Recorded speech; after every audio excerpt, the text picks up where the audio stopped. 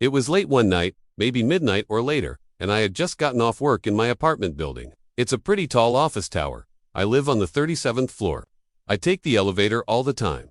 It's not a scary elevator, it's just a normal elevator.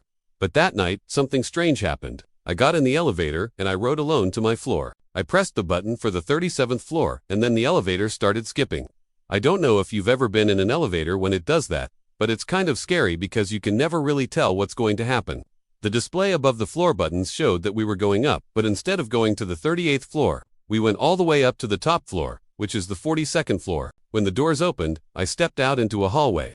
Now, this hallway, I don't know what it looked like. It was dimly lit. The walls were old and the paint was peeling. The fluorescent lights were flickering.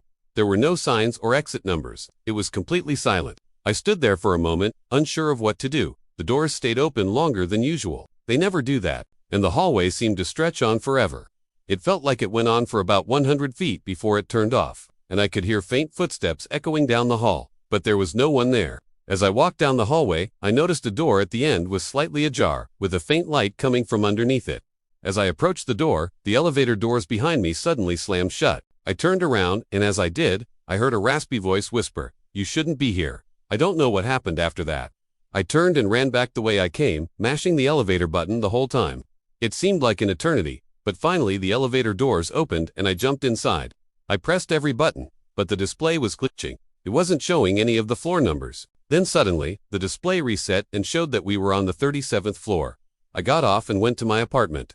The next morning, I checked the building plans and the blueprints. There's no record of that floor ever existing.